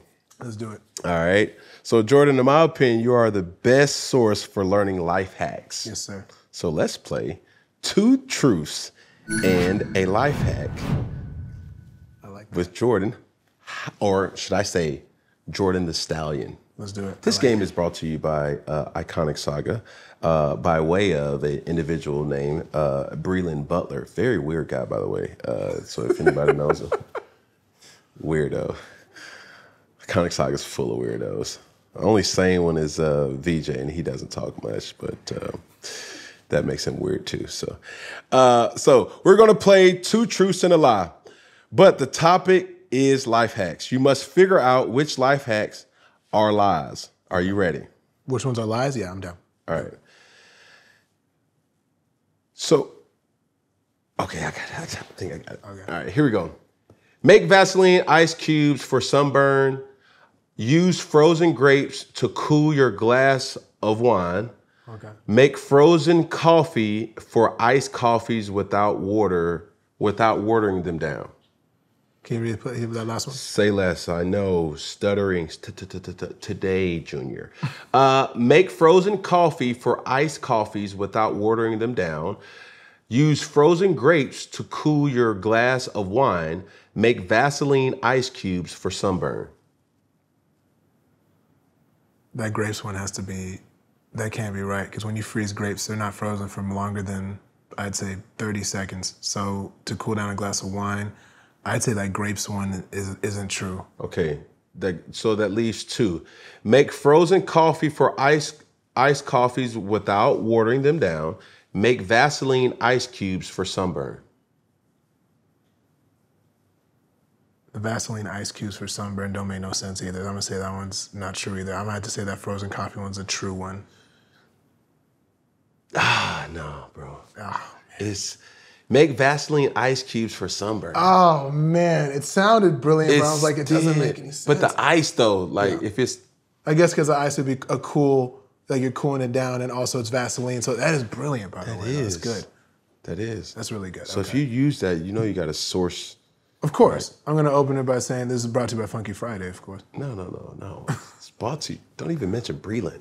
Weird. Right. Not even, of course. Mention me. This is specifically Cam Newton's thing. Vaseline ice is wrong, but using aloe vera ice cubes is good. So why? It's really not. Okay, so the Vaseline ice cube was wrong. No. Yes, yeah. But using aloe vera ice cubes is good for sunburn. That is true. Okay, aloe vera is true because you can work that out. Just put that in. I'm not gonna lie to you, that one's. Come here real close. Come here. I really get out of here. Yeah. Get out of here. All right, next one. All right. Put pancake batter in ketchup bottle. Okay. Put diapers under doors so rain doesn't enter. Use beeswax to waterproof shoes. Once again, put pancake batter in ketchup bottle, in a ketchup bottle. Put diapers under doors so rain doesn't enter. Use beeswax to waterproof shoes. That pancake in the ketchup bottle has to be the right one. That's the correct one because that makes sense. Also, I don't know anybody that would put any kind of beeswax on their shoes if they really like their shoes like that. I don't think they'd be doing that. And you know what? No. Wait, hold on. Give me a second. Diapers are very absorbable. They're extremely absorbable, actually. So that actually might have some validity to it. I changed my answer. I said the diapers one is true. Final answer. Final answer. Diapers one is true. I said the diapers one is true. Would you like me to read them again? Yes. Okay. Put pancake batter in a ketchup bottle. obviously for efficiency. Put diapers under door to rain, so rain doesn't enter. Use beeswax to waterproof shoes. I may not be the best person to kind of read this out. I'm really like a finesser, but as you can tell, I never did homework. Two truths and a lie to this. The only thing is, all of these do seem somewhat practical in a way, especially the fact that diapers are absorbable. Of course, they're expensive though, so I don't see anybody doing that like that. Trust me, I know. 7 kids. Exactly. So I don't think anybody would just be putting their diapers under the doors when they wouldn't need them. And again, pancake batter, it's tough to pour and not get it would make sense. I'm gonna do this, change my answer. It has to be the one that's correct is a pancake batter because that's something I would do right now because it makes more sense. Well, we're looking for the lie. Oh, you're looking for the lie? We're looking for lies. Okay, so there's two correct and one lie. 2 correct and 1 lie. I thought there was 2 lies and 1 correct. We're looking for the lie. Okay, you're looking for the lie then. Weirdos on this set. Why would he? It says in the description. Come on now. I thought you was looking for the life hack. They're all life hacks, right? But looking for the lie. the lie in the that makes because I'm like, dude, some of these make sense. Yes. I like some of these. I use some of these. Yeah. All right then. So 1 is incorrect. It has to be the shoes, and the shoes one has to be incorrect because who would put beeswax on their shoes? So which one is a lie? I have to say the beeswax with the shoes. That is incorrect. That is actually true. Use beeswax to waterproof shoes, and then obviously you could put pancake batter in. So it's the diapers. It's the diapers. So technically I was right, but for the wrong reasons. Oh man, this is a deep show. This is great. Listen, I'm talking like y'all got really. We got weirdos everywhere, bro, and slowly but surely we're finding out Jordan the Stallion is just like a weirdo. I'm just a weirdo. I'm gonna be putting diapers under a door is wrong, but newspaper is a moist trash can to keep it dry. What? Use newspaper in a moist trash can to keep it dry. I'm just Can't stump you, dog. You got me twice because half of them I'm like, wow, these are good. Yeah. And also you're right, like even though they're wrong, you could tweak them to where they're right. Aloe vera frozen ice cubes is genius. That is real genius. That's really good. Like, that's something my girl would do. She's like this little. She finds out like the hacks and stuff. She Not that. She's always trying to make like the kids something. Like it's like, all right, one life hack that for parents that's out there. Having a lot of kids makes your mornings extremely hectic. No, I can imagine. And eating is something that is always like, some parents have time, some parents don't. So therefore you have to eat on the go. Yeah. One that was brought to us in our household from my sister-in-law, Bethany, was a shower caddy. Use a shower caddy as a tray for the kids so you could put like pancakes and Ziplocs, apples, dry cereal, juice boxes in that shower caddy. While you're heading to school for the parents who drive, you just put that in there and then boom, when everybody gets out, just leave it in there. That's actually really good, I'm not gonna lie. Because you're right, shower caddies are practical, you can move them around. It's just so easy, you can just pick them up and then make sure you put everything back into your thing. That's smart, I love that. Then you give them a little snack. If they do everything, you can just give them a little Welch's like you just... Look, Welch's, even as a grown adult right now, I still love Welch's fruit snacks. They're delicious. So. Do you prefer the mini Welch's or just buy the big bag? I like the mini ones. Mini Welch's makes the gummies taste just better. I don't know why. Like little tiny ones are like the snack. You go through a whole box. I literally seen this kid the other day and it made it so... Like, I was like, yo, I do the same thing, didn't even know I did it, all right? Like, they got these big bags of Welch's, and then I'm looking at him, he's like, bro, I'm about to go on lunch break, so I just buy a box of Welch's, the small ones. And he's like, there's something satisfying about just ripping it open and just eating it, and then ripping it, and then it's like crazy. Yeah. ADD's kicking in. So. No, I get you. Same Here we way. go. Number 3. So you have to find. I got to find the one that is not true. Got all right, let's see if I 3 can more. redeem myself. All right, here we go. Let's do it. Bake cookies in a hot car windshield. Hold Oreos with a fork to dunk easier. Okay. Put undercooked boiled eggs in microwave to finish it. Undercooked boiled eggs in microwave to finish it. No. I'm just repeating what you're saying. I'm not saying nothing. No. I'm saying. I'm gonna repeat it. Okay. Bake cookies in a hot car windshield. Hold Oreos with a fork to dunk easier. Put undercooked boiled eggs in microwave to finish it. I know from experience, you put a boiled egg in a microwave that's going to explode in that microwave. I definitely have seen it before. However, baking cookies, hot windshield, I could see how it works. Dangerous, because there's actually, like, you have no actual regulation of temperature or also you just eat raw cookie dough anyway, because it's delicious. Don't eat raw cookie dough, it's dangerous. But why is it dangerous though? It's dangerous because our parents said it's dangerous. That's the only way I can give it to you. Because clearly, I've eaten it by the bucket load. Check this out. And I know why it's dangerous. Why? And the only reason I know this is because guy we went to date night the other day. It's crazy. We went to a milkshake stand. I love milkshakes. Oh, they're delicious. They have whatever.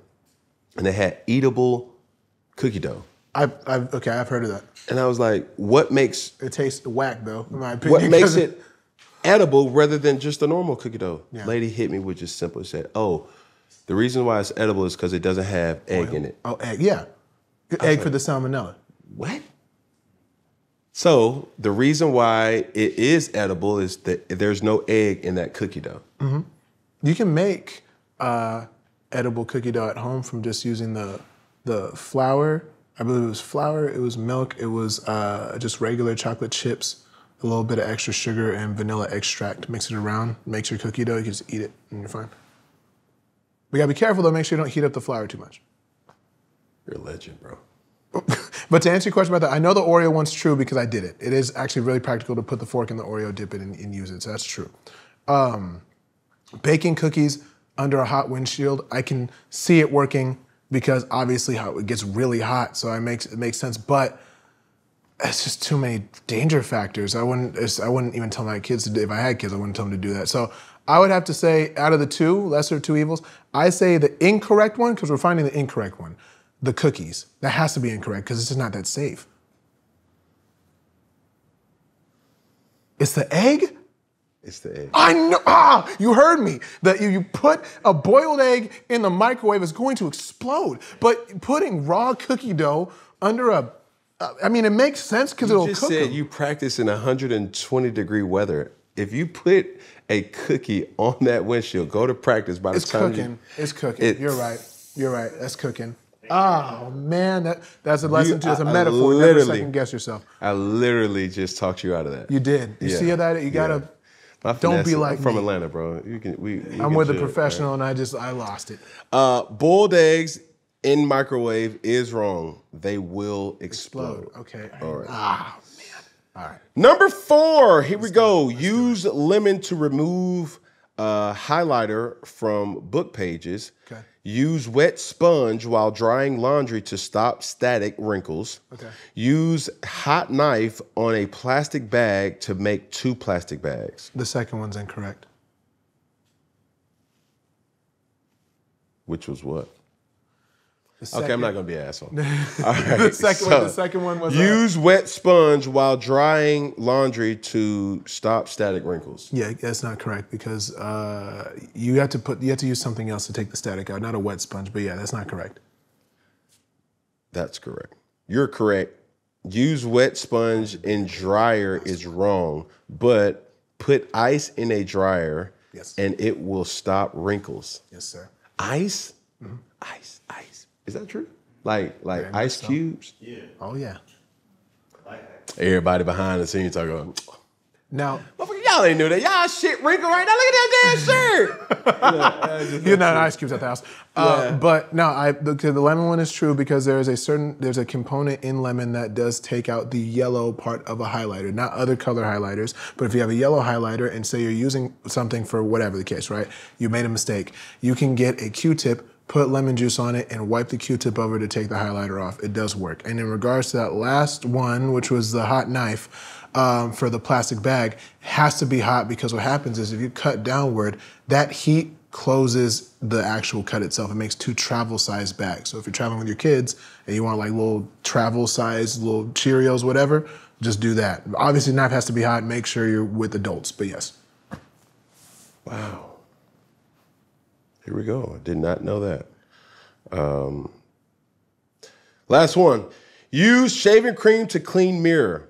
Clean your plastic foldable table with grapefruit to prevent gnats. Use Coke to unclog your drains.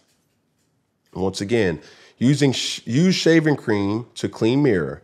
Clean your plastic foldable table with grapefruit to prevent gnats. And use Coke to unclog drains. This one's gonna be a tough one. The Coke unclogging drains, I can see how maybe because of the high carbonation, it might be able to break stuff down.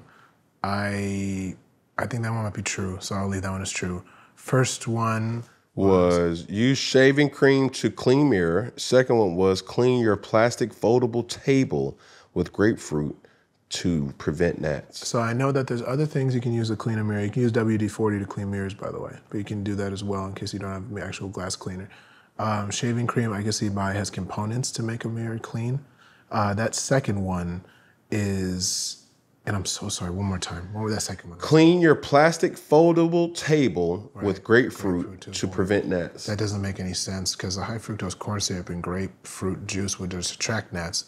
Bugs are deterred from peppermint smells. They're deterred from firm smells like Irish Spring is a deterrent for gnats, ants, deer, and mosquitoes.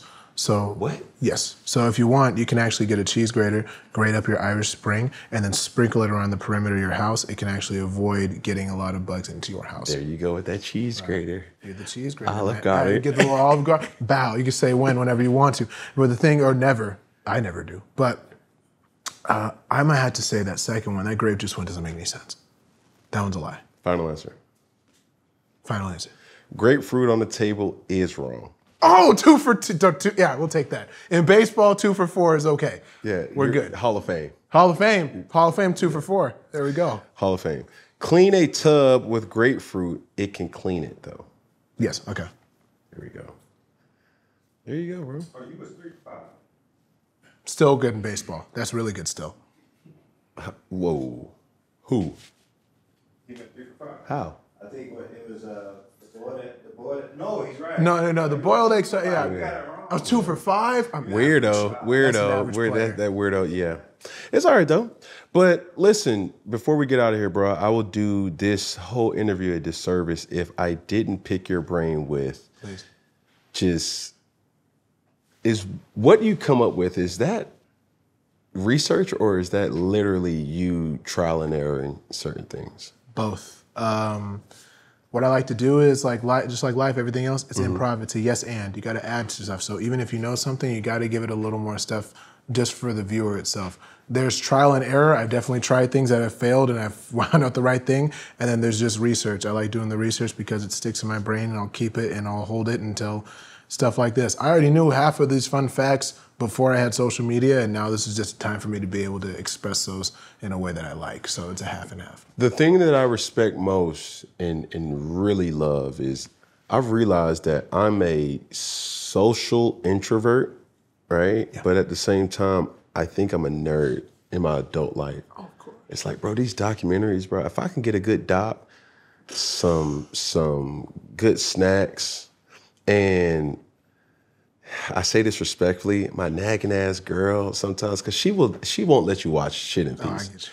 Not the big chin. Okay, stop. Why is she breathing like that? Oh, no, man. Not he was doing that. Why Jordan do Pippen like that in the last? Babe, come on. Look, do you need to go in the other room? That's just her. So right. I feel like if I'm watching it, it's like when the house is kid free. It's just like I'm waiting on something to just fall. Hey, you gotta do the dad. Hey, yeah, you want to get up? You gotta do the. Hey, stop. Are you back to you this? hear about the Trying to get up. Yeah, it's like the toxicity, being able to compartmentalize happened in Auburn. I did it, you know. So now There you go, focusing in. But yeah, I'm like that nerd now. Man, I'm so sorry. I say it's fun. It's fun to be a nerd. Yeah. It's fun to know things that you didn't know before. It's fun to wake up and learn something that you didn't know because it just makes you that much more appreciative of life. Yeah. If you know you can do stuff with candle wax, you're like, oh, cool, we got 2 here. Let's try something. It's just fun. Yeah. I get you. But with your creativity, right? When was the first time you had that moment where what I'm doing is right? Oh, the Domino's pizza code. Okay. You know what? Actually, no, it wasn't even the pizza code. Which one was that though? It was because I told people that I don't. I never pay full price for pizza, so I told them that I believe the code was 9174. It's like 40% off, and then and millions and millions and millions of people used it, and it saved them money. But then after that, wait, what? Yeah. So there's a code that you can use. It is 9174. And that would take 40% off, I believe, large pizzas past 2 toppings, I think. But people have been using it for other orders and it works still. From what I'm told, it still works. But I don't know because I haven't used it yet because it was pandemonium at the time. And I mean, I would assume they would maybe turn it off. I'm not sure. But they didn't. But they didn't. But I will say this. Not only that, it was, I think, probably like the 3rd week into doing it was a mixture of the fast food secrets and the life hacks. It was like a 3rd week in of me like really leaning into it and telling people about it because then I was starting walking outside and I was getting swarmed with just people telling me, thank you so much because this helped me in this way. And that's what gave me that validation of like, oh, okay, this is actually helping people. Like I'm actually doing something, I'm putting something out that people enjoy. And I feel good about it. And it's the best feeling ever. I'll say this to close it out is that doing social media, your boss is your audience. Whatever your audience wants, it is my job to try to provide for them as much as I possibly can. So when they tell me what they like, I want to give them what they like. Yeah. Obviously making sure that I enjoy what I'm doing too, so it's synonymous, but that is the best thing. I don't like to look at audiences like, oh, they're just fans, they're gonna like whatever I do. No, they're my boss. If they want something, give it to I am at your mercy. I will provide it to you as much as I possibly can because it is the best feeling in the world to do that. 2 things before we get out of here. Yes, sir. Number 1, you had me locked when I think it was like the Taco Bell, the Mountain Dew, and the ice cream. You took the ice cream from Chick-fil-A. Was it Chick-fil-A or is McDonald's? Just a regular cone ice cream. Yeah. Then you went to Taco Bell, got the Baja Blast. Yes, the Baja Blast. The Baja Blast. Which you can make at home, by the way. And I was like, yo, outside of wasting a tank of gas or some gas trying to go to different places, you know what's crazy? Why I related to that video so much is because of this. As growing up, we would always play these games in the car. Grew up with, I have 2 brothers, so 3 siblings all together, right? Or 3 of us all together, but my cousins we grew up all together. We'd always be in the car and be like, if you could create the ultimate menu, what would you do, right? You'd be like, I'll take the Big Mac, I'll take the Whopper, I'll take Mrs. Winter's cinnamon rolls, I'll take Chick-fil-A's ice cream, but the thing was, you only could take one from one thing. Okay, cool. So everybody had different things. Yeah. And when I seen that, I was like, yo, that's crazy. Like, God, like going here, taking there, douche that, boom, swivel around. Like, yeah. What's the creative, like, what does your team or your content team look like? Me and Jonah. That's it. That is it. Right. I mean, of course, I have management, and they're awesome, and I love them. But when it comes to making stuff, it is just me. And then if we want to like film it like for long form or do a long project, the best person in the world right there doing it to do it. Right. So I say that because I'm a firm believer in you being the driving force in your life. I think why your videos perform well is because it's so relatable. And oftentimes as athletes, we're not relatable all the time. Buying the fast cars, living, you know, in the multi-million-dollar houses, having access to so many different things. I've recently tried to make like a deal about, bro, I shop at thrift stores. Like I go to Salvation Armies and just put it together. Like these pants, Salvation Army. This coat I bought at a thrift store. And then just everything else is just pretty much all about details and stuff. And when I see you and your content, I'm like, yo, it's so genius because it's just you like, come here real quick. No. Take 2 steps back. Ooh, you're bothered. Like that right there is brilliant. And how do you keep evolving and what told you that's your niche, right? Yeah, yes and no. And that's the one thing that it's a blessing. All of it is a blessing. And the thing is that when people ask me, like, oh, what do you do? Like for even videos, at times it's hard for me to even put a face to it and explain it because it could be about food, it could be about life hacks, it could be about reactions, it could just be maybe me talking about, you know, like the relatability with having a best friend or whatever the case. And I think because we have evolved in this, I think this is my 2nd year doing it, mainly 3rd year of trying these videos out.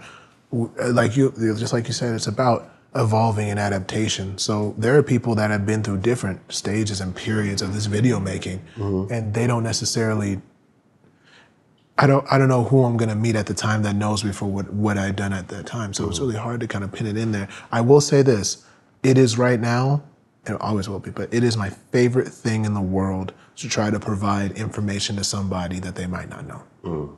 That is probably the best way I can put it up until this point. But yes, it is the most rewarding thing to possibly do. When did you jump and make your whole life about content? September of 2022. September. You were doing what before? I was still doing the social media stuff, but mainly I was working on becoming a professor. I wanted to be a teacher. Wow. So I was looking. So this is all up in. Under the bread and butter, man. Yeah. I love the idea of teaching. I know right now when it comes to my athletic career, I'm not at the mental maturity yet to coach because I still have that inert feeling in my body to want to still do it. Yeah. And I don't think I can give my 100% all to people I'm coaching if I'm not 100% at peace with it. So I can't coach yet. But so you still think you can play? I think I can play, and I think that I think I can play it, and it's still in my body that I'm still an athlete. I know now, and that doesn't mean I'm gonna get the clothes back on and do it, but it's still an athletic mindset. Like you said, when it comes to content creation, it's an athletic mindset. Yeah. I don't fall asleep. I end up sleeping from just getting too tired of looking at stuff to try to give to people. And so, because in my head, I'm like, if I make a video at 3 a.m. and I get it and it's out and I go to bed, all those people that wake up get to see me first. You know? Well, we share something because that mentality, like you still think you can do something, but it's just like, you know what I mean? It's an itch. It's an itch that, you know, again, in this part of your life where you know you can still do some stuff. You know you can still turn it on like that. I mean, come on now. You know what I mean? You know you could turn it on. You know that you could. You gotta at times like reel that in because, you know, because I mean, or sometimes you'll see something from the game that when you're playing at it and you're like, oh, I know how to do something different. I know how to do something different. But again, Cleveland, Cincy, other. This is where you know. You say what now? You feel Can you still do something? Mm-hmm. Oh, I'm sorry. When you say, I was just stuck at like when you know you could do something at a high level and. You know what I mean? You'll look at you stuff. You said ain't 32 guys, but what'd you say? And you said 30 guys on the team and I gotta be better. I can't be better than the 30th. I gotta be better than the first. Well, Yeah. But and to answer your question, it's like that, where it's like, I love watching baseball games, but when I'm watching them, I'm not watching them as a fan per se. I'm watching them as like, okay, if I was that runner on first base right now, it'd be a hit and run situation. He has to steal at a 2-1 count. That left fielder has to back up that third baseman, and it's always, and you're just locked in.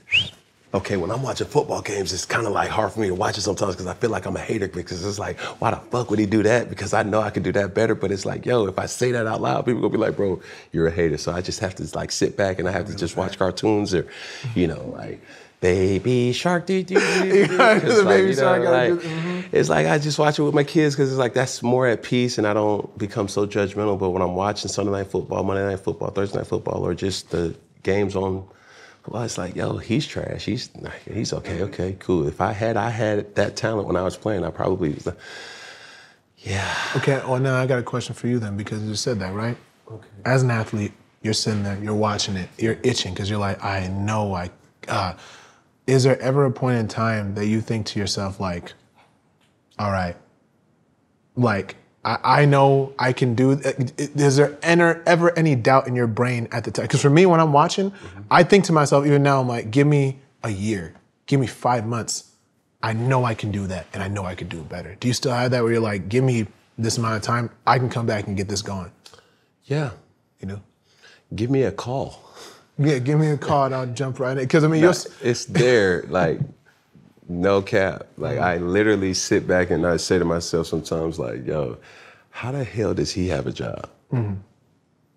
Or how the hell does he still have a job for, like, and I don't say it publicly or even out loud sometimes, but I be saying to myself, like, bro. Okay, well, I'll ask you this one. Do you go to football games, like, physically? Like, you go in person? Do you watch them live? I've been to one football game in the last 2 years, and that was the Auburn-Georgia game. How'd that make you feel? It was a little different emotion because I got an opportunity to take my kids for the first time to see like my statue. I'm about to say, because over there, different. Like, yeah. But those experiences now is really what has evolved my mental thinking about, you know, really the game, because I literally enjoy being a father and being around my children. Like, my son is getting to like wanting to play sports, and he's really like, I hear him downstairs. Oh my God, bro. Like, my nanny, she sends me videos all the time when they're just in the playroom, and then he's like mimicking the coach. Down, set, no, boy. Open your legs up more. You gotta hit the beanbag harder. Set, hold on. Matter of fact, get your feet moving. Mm-hmm. And he trying to blow the whistle, he can't. So like, but like Chosen's my oldest son, mm-hmm. right, at that age bracket. Now my oldest son is Jaden China. He's 17, okay. Right? And Shakira, she's 16, but Chosen's 7. So you could tell like that gap mm-hmm. is like there. So in his younger brother's eyes, he's the older brother that is giving the direction. Oh yeah. And even now it's like, I have to coach him harder, or I have to parent him harder, because if I can get him to commit, if I can get him to jump mm-hmm. and believe, mm-hmm.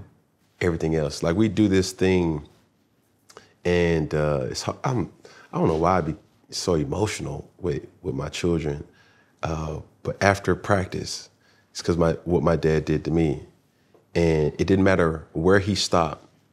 I knew when he came to a complete stop, and if it was not at a stop sign or a stoplight, that was him telling me, get out the car and you got to run home, mm-hmm. right? And now I do that with my son. Mm-hmm. When I stop that car mm-hmm. at 7 years old, my son knows. Boom, boom.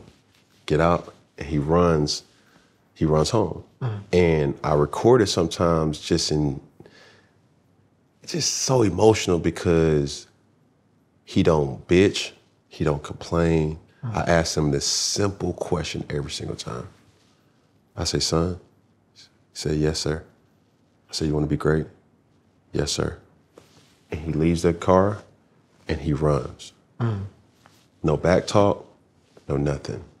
And if I can get him to learn that at 7, by the time he gets 17, mm-hmm. he would have already jumped multiple times in his life. So when you share stories about making sure you prove everybody wrong rather than them being right, I made that jump so many times in my life, and I'm actually making it now in business where I don't got no plan B. That's a distraction for plan A. Right. You know, so it's so profound being around children, and they soak up so much. The mother of my children do such a great job with just allowing me to be that. I have such a supporting cast with the woman that's in my life, and she's just so patient and understand. Like, my thing, especially with females, is like, don't get in my way, right? And it could be my mom, it could be my grandma, it could be the mother of my child, it could be the other mother of my child, it could be my girlfriend, it could be my daughter. It's like, listen, I know what I'm doing. It's gonna be uncomfortable sometimes, but if you receive what I'm telling you coming from a place of love, it'll be more receptive. And yeah, that's just what I just want. It's like, I don't care for my son to be good at 7 or 6 or 5. I care about him being great at 17. The Beckham effect, right? Right. You know? Well, again, yeah, watching that documentary, it's just like that. I was going to ask you that. Oh, I forgot one. But you was going to ask me what? No, please. If it's in there, because trust me, I know how it works. It's going to talk, and then it might forget it. So what is it? Woods. Tiger. Tiger? Did you see that? I don't think I saw that either. Scratch What the Health. It was Tiger Woods documentary. Fucking unbelievable. Really? And from what I do know, he didn't approve it. Really? So that's why you don't see him in, must watch. That's great. I gotta look. It's a 4-part. It was on HBO. Bro, it so much so, I'm sorry. No, you're but fine. There was a part in there where I think you guys have so much symmetry because he battled alienation, right? He was his father put so much on him at a young age that he didn't know how to be a human, right? So now when he's getting all this success, and there's a scene of him finding friends. Now his friends are Michael Jordan, Charles Barkley. And it was like, yo, leans over and he asked Michael Jordan, he said, yo, how do you get girls? Michael Jordan turns back and say, you tell him you're fucking Tiger Woods. Oh my goodness. Bro, shit was so fucking funny, but it was so epic. And this was him at like 20. Really? You know what I'm saying? Like a person that lived that much life.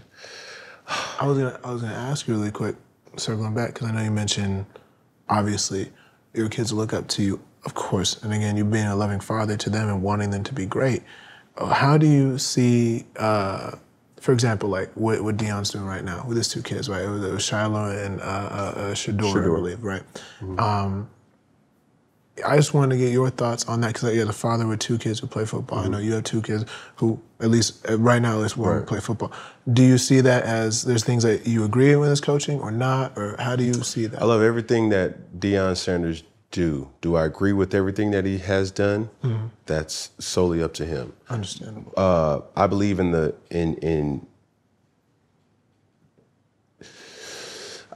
preparation of this. How my father raised me. My dad was never my coach. Right.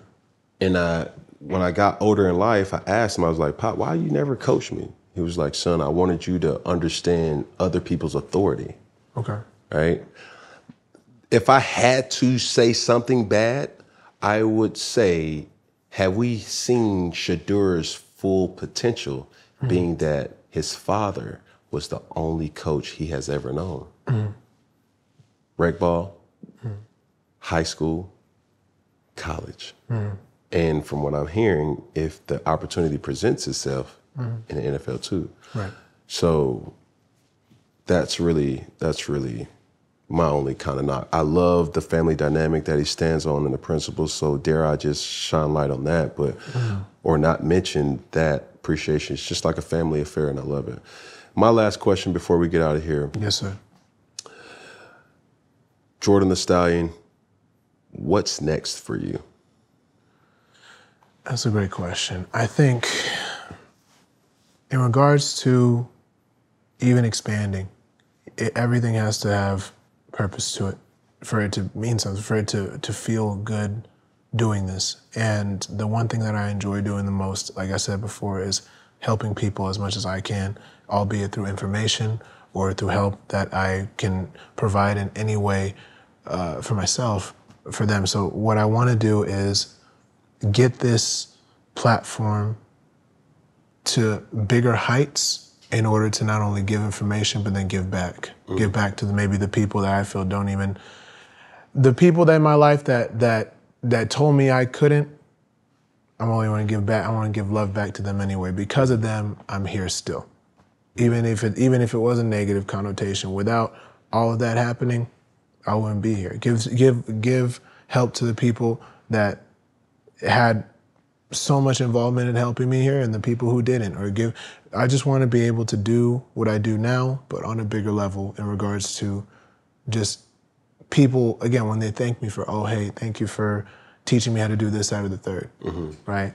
I guess to give it as a shorter answer possible is I want to continue to teach if I can and when I can on a bigger level. And as well, I'm curious, right? Funky Friday, you guys are close to the 1 million mark. Congratulations, by the way, sir. Before it happens, it's gonna happen. I mean, you grew this for so long. I was watching it when you first started it to now. Like, where do you want to take Funky Friday? Are you looking towards TV? You know what? It's crazy because this is an independently owned show. And every dollar that I make, I try to pour back into my team. Perfect. Right?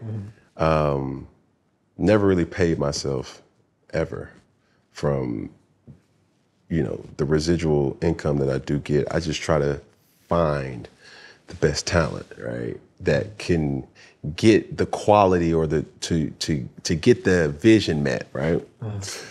When I see Funky Friday as a whole,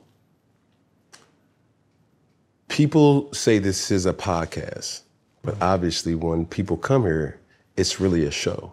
Absolutely. Me being independent is the best thing for me and for my growth because I needed to get my reps up.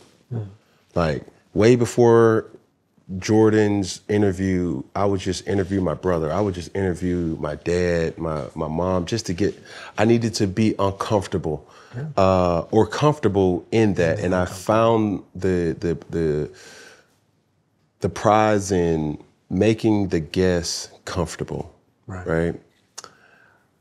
Long term for me is and will be to always stay organic and true to me. Absolutely. Whether that's, selling part of the IP, but if it breaches my creative process or my freedom of speech process, I don't want to do it. Understandable. And I think had I not gone this route, I don't think I would have had the impact that I've had. Now, I probably would have got to 1 million faster. Yeah. But a lot of these people who have millions of subscribers or multi-million, they had an engine behind them. Right. Well, me, it's just VJ. It's just little Omari. That's right, man. It's weird Brelan. It's quirky Troy. It's slimy hand Waldo. Doggone the queen of iconic Saga, Ashe. Brendan Kent. It's just little old us, man, and we're just trying to. Can't forget Will.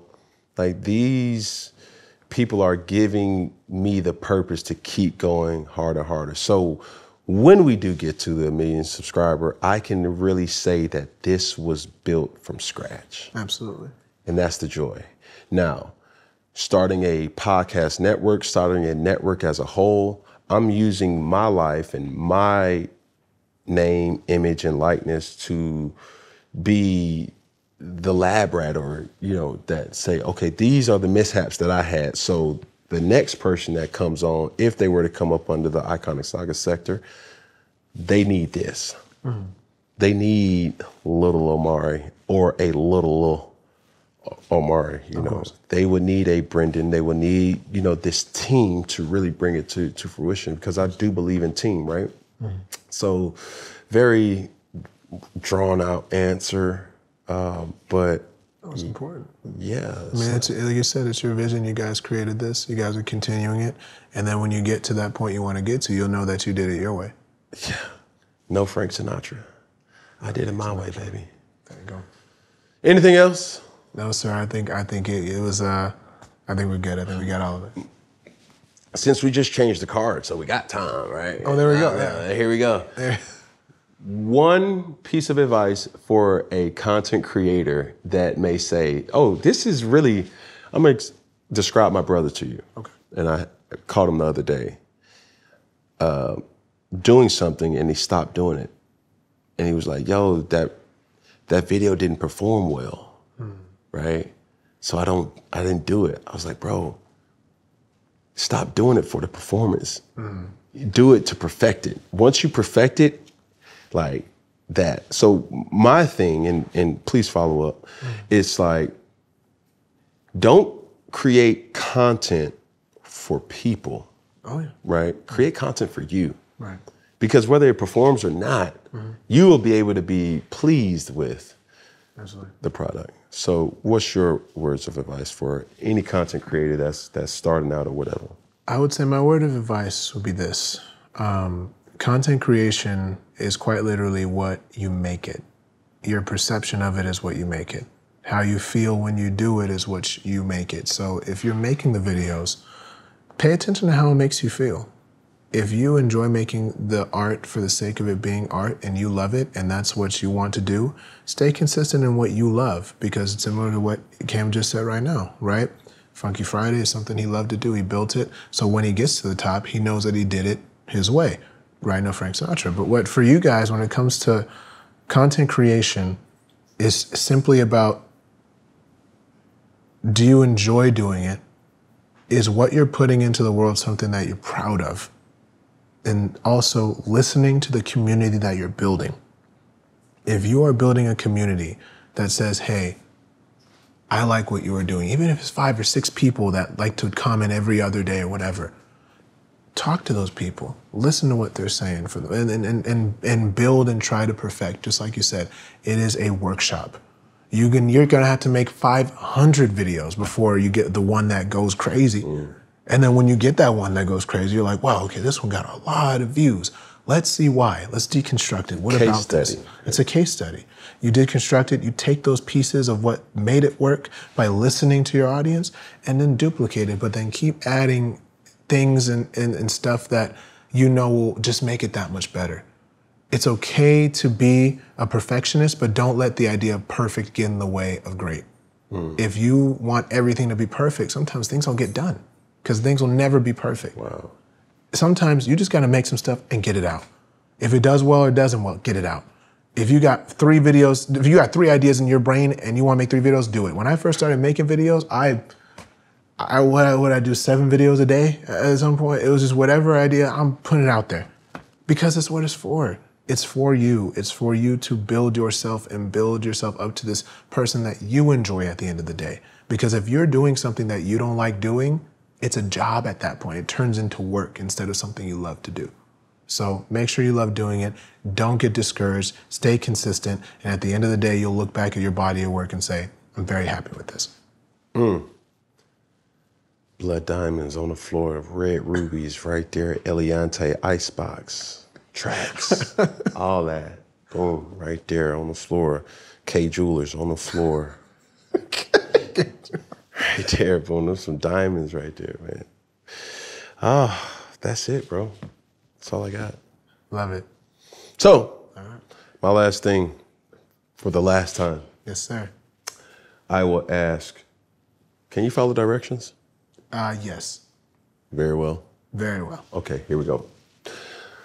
Together, as we close things out here at Funky Friday, we always, me and the guests, do it in unison. We start here at this camera, then we go to this together using the same hand with that camera, and then we finish with that camera right there. And when I say all together, we say one love together. Got it. Okay, you get? Ready? One finger, one pinky, one thumb, all together, one love. Jordan Howlett, ladies and gentlemen, Jordan the Stallion. Thank you.